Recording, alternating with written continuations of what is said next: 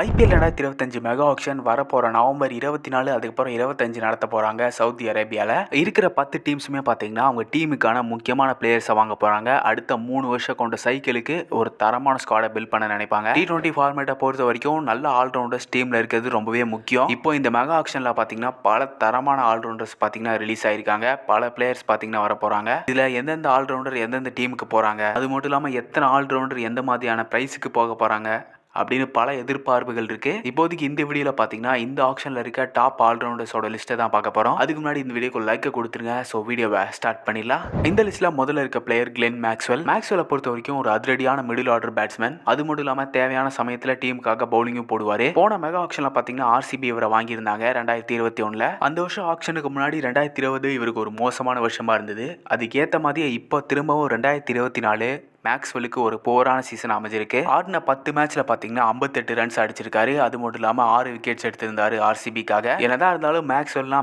தான் ஏங்கிற மாதிரி ஆக்ஷன் வந்துட்டாலே போதும் இவருக்கு எப்பவுமே டிமாண்ட் அதிகமாக தான் இருக்கும். 2021 15 கோடிக்கு மேல போனாரு. அதுக்கேற்ற மாதிரி இந்த டைமும் பாத்தீங்கன்னா அதிகமான விலைக்கு தான் போக போறாரு. இப்போதைக்கு ரீசெண்டா நிறைய தரமான இன்னிங்ஸும் ஆடி இருந்தாரு, பார்த்திருப்பீங்க. இப்போதைக்கு ஆக்ஷன்ல இருக்க டாப் ஆல்ரவுண்டர்ஸ்ல இவரும் ஒருத்தர். இந்த வருஷம் மெகா ஆக்ஷனுக்கு முன்னாடி ஆர்சிபி இவரை ரிலீஸ் பண்ணிருக்காங்க. ஆர்சிபி 3 பிளேயரை ரிட்டைன் பண்ணி 3 ஆர்டிஎம் கார்டு இப்போதைக்கு வச்சிருக்காங்க. மேக்ஸ்வெல் திரும்பவும் ஆர்சிபி காரது கொஞ்சம் டவுட் தான். இவர் ஆர்டிஎம் பண்றதுக்கான வாய்ப்பும் ரொம்ப கம்மியா தான் இருக்கு இப்போதைக்கு. எம்ஐ பிபி கேஎஸ் ஆர்சிபி அடுத்ததா எந்த டீமுக்கு ஆட போறாருன்னு பார்க்கலாம். இதுக்கு அடுத்ததா இந்த லிஸ்ட்ல இருக்க பிளேயர் சாம் கரன். ஒரு காலத்துல சென்னை சூப்பர் கிங்ஸோட முக்கியமான ஆல்ரவுண்டரா இருந்தாரு சுட்டி குழந்தை சாம் கரன். அதுக்கு அடுத்ததா பஞ்சாப் கிங்ஸ் அவரோட பழைய டீமுக்கே போனாரு. அங்க போய் கேப்டனா இருந்தாரு லாஸ்ட் சீசனை பொறுத்த வரைக்கும் ஆடின 13 மேட்ச்ல 270 ரன்ஸ் அதுக்கப்புறமா 16 விக்கெட்ஸ் எடுத்திருந்தாரு. பஞ்சாப் கிங்ஸோட முக்கியமான பிளேயரா இருந்தாரு. சாம் கரனோட பவுலிங்கை பொறுத்த வரைக்கும் பவர் பிளேலையும் போடுவாரு, டெத் பவுலிங்கும் போடுவாரு. பேட்டிங்கை பொறுத்த வரைக்கும் டாப் ஆர்டர்ல சிஎஸ்கேக்காக ஓப்பனும் பண்ணிருக்காரு. அது மட்டும் இல்லாம பினிஷர் ரோலையும் பண்ணுவாரு, மிடில் ஆர்டர்லயும் ஆடுவாரு. ஆக மொத்தத்துல ஒரு தரமான ஆல்ரவுண்டர். எந்த டீம் கொத்திட்டு போக போறாங்கன்னு தெரியல இந்த மெகா ஆக்ஷன்ல. பஞ்சாப் கிங்ஸை பொறுத்த வரைக்கும் ஃபர்ஸ்ட்ல இருந்து டீம் பிரிப்போண்டாங்கிற மாதிரி இப்போதைக்கு 2 பேர் தான் எடுத்து வச்சிருக்காங்க. இன்னும் 4 ஆர்டிஎம் கார்டு அவங்க கையில இருக்கு. அதுல ஒரு சீட் எடுத்து சாம் கரனுக்கு போறதுக்கும் வாய்ப்பு இருக்கு. சாம் கரன் இந்த மெகா ஆக்ஷன்ல ஒரு பாப்புலரான ஆல்ரவுண்டரா இருக்காரு. அது மட்டும் இல்லாம கேப்டனாவும் இருந்திருக்காரு. லாஸ்ட் சீசன் பஞ்சாப் கிங்ஸை லீட் பண்ணியிருந்தாரு. இதனால இவருக்கு ஆக்ஷன்ல டிமாண்ட் அதிகமாவே இருக்க போகுது. இவருக்கு அடுத்ததா இந்த லிஸ்ட்ல இன்னொரு பஞ்சாப் கிங்ஸ் பிளேயர் இருக்காரு, லியாம் லிவிங்ஸ்டன். இவரையும் பாத்தீங்கன்னா இந்த வருஷம் மெகா ஆக்ஷனுக்கு முன்னாடி பஞ்சாப் கிங்ஸ் ரிலீஸ் பண்ணி விட்டாங்க. T20 ஃபார்மேட்டை பொறுத்த வரைக்கும் லிவிங்ஸ்டன் ஒரு டேஞ்சரஸ் பேட்ஸ்மேன். இவருக்கு மட்டும் சிக்கிச்சுன்னா தனியால பாத்தீங்கன்னா நின்று மேட்சை முடிச்சு கொடுத்துருவாரு. ஒரு நல்ல தரமான மிடில் ஆர்டர் பேட்ஸ்மேன். அது மட்டும் இல்லாம ஸ்பின் பவுலிங் போடுவாரு. லாஸ்ட் சீசன் ஆடின 7 மேட்ச்ல 111 ரன்ஸ் பாத்தீங்கன்னா அடிச்சு கொடுத்திருந்தாரு. பவுலிங்கை பொறுத்த வரைக்கும் 3 விக்கெட்ஸ் எடுத்திருந்தாரு. இவரை திரும்பவும் பஞ்சாப் கிங்ஸ் வாங்கறதுக்கான வாய்ப்புகள் அதிகமா இருக்கு. சாம் கரன் மாதிரியே இவருக்கும் ஒரு ஆர்டிஎம் சீட்டை போடலாம். பஞ்சாப் கிங்ஸை பொறுத்த வரைக்கும் இப்போதைக்கு அவங்க கிட்ட அதிகமான பர்ஸ் அமௌண்ட் இருக்கு ஆக்ஷனுக்கு முன்னாடி. ஆனா ஆக்ஷன் ஆரம்பிச்சோன்னே 2 மார்க்கெட் செட் போனதுக்கு அப்புறமா இவங்களோட பர்ஸ் அமௌண்ட்ல இருந்து 50 கோடிக்கு மேல கரைஞ்சிரும்னு நினைக்கிறேன். சாம் கரன், லிவிங்ஸ்டன் இவங்க பேர்லாம் வரும்போது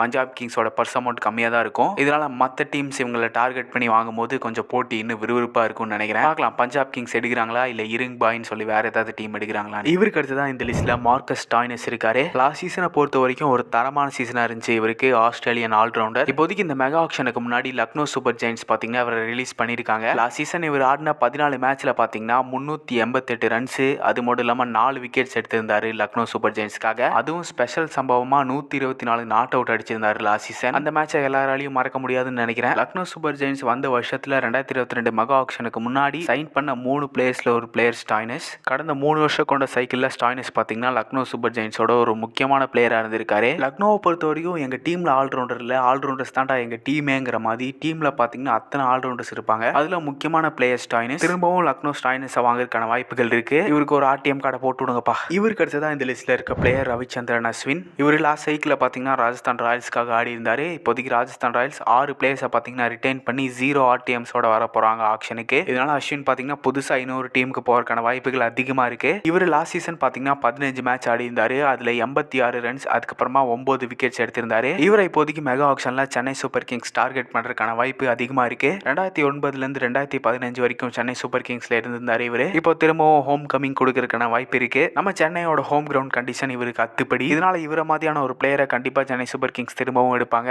என்ன ஒண்ணு ஹல்லா போல் நல்லா போல் வராது, அதுக்கு பதிலா விசில் போடுங்கிற சீரிஸ் வரும். அவ்வளவுதான். வந்தா நல்லா இருக்கும்னு நினைக்கிறேன். நீங்க என்ன நினைக்கிறீங்க? இவருக்கு அடுத்ததான் இந்த லிஸ்ட்ல ரச்சின் ரவீந்திரா இருக்காரு. லாஸ்ட் சீசன் பாத்தீங்கன்னா சென்னை சூப்பர் கிங்ஸ்க்காக ஆடி இருந்தாரு. லாஸ்ட் சீசனை பொறுத்த வரைக்கும் ஸ்டார்டிங் தரமா இருந்தது. போக போக பாத்தீங்கன்னா இவர்கிட்ட இருந்து ரன்ஸ் வரல. லாஸ்ட் சீசன் இவர் ஆடின 10 மேட்ச்ல பாத்தீங்கன்னா 222 ரன்ஸ் ஸ்கோர் பண்ணியிருந்தாரு. சென்னை சூப்பர் கிங்ஸ் இவரை பெருசா பவுலிங்ல யூஸ் பண்ணல.